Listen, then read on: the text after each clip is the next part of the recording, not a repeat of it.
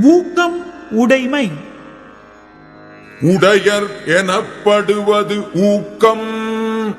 அஃது இல்லார் உடையது உடையரோ மற்று. ஒருவர் பெற்றிருக்கின்றார் என்று சொல்லத்தக்க சிறப்புடையது ஊக்கமாகும். ஊக்கம் இல்லாதவர் வேறு எதை பெற்றிருந்தாலும் அதை உடையவர் ஆவரோ? உள்ளம் உடைமை உடைமை பொருள் உடைமை நில்லாது நீங்கிவிடும். ஒருவர்க்கு ஊக்கம் உடைமையே நிலையான உடைமையாகும். மற்ற பொருளுடைமையானது நிலைபேறு இல்லாமல் நீங்கி விடுவதாகும். ஆக்கம் இழந்தேமென்று அல்லாவார் ஊக்கம் ஒருவந்தம் கைத்து உடையார். ஊக்கத்தை உறுதியாக தம் கைப்பொருளாக உடையவர் ஆக்கம் இழந்துவிட்ட காலத்திலும் இழந்து விட்டோம் என்று கலங்க மாட்டார். ஆக்கம் அதர்வினாய் செல்லும் அசைவு இலா ஊக்கம் உடையான் உழை.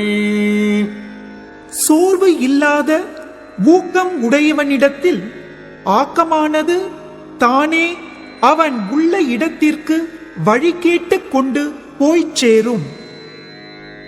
வெள்ளத்து அணைய மலர் நீட்டம் மாந்தர்தம் உள்ளத்து அணையது உயர்வு. நீர்ப்பூக்களின் தாளின் நீளம் அவை நின்ற நீரின் அளவினவாகும். மக்களின் ஊக்கத்தின் அளவினதாகும் வாழ்க்கையின் உயர்வு. உள்ளுவது எல்லாம் உயர்வு உள்ளல் மற்று அது தள்ளினும் தள்ளாமை நீர்த்து. எண்ணுவதெல்லாம் உயர்வை பற்றியே எண்ண வேண்டும். அவ்வுயர்வு கைகூடாவிட்டாலும் அவ்வாறு எண்ணுவதை விடக்கூடாது.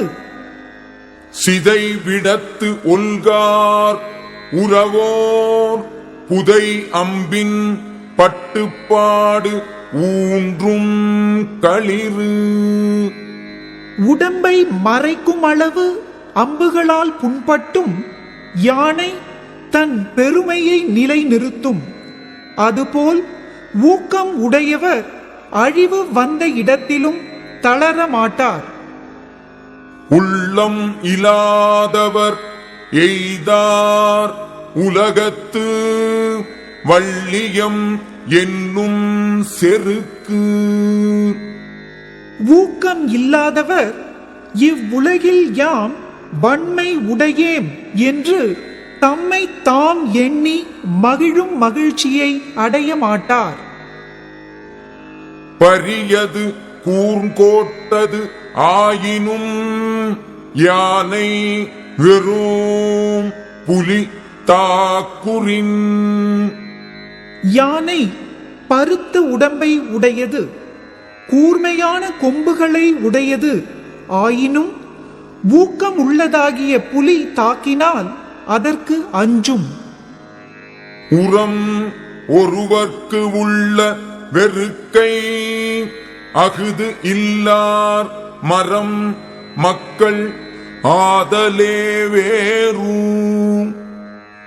ஒருவனுக்கு வலிமையாவது ஊக்கம் மிகுதியே. அவ்வூக்கம் இல்லாதவர் மரங்களே. வடிவால் மக்களைப் போல் இருத்தலே வேறுபாடு.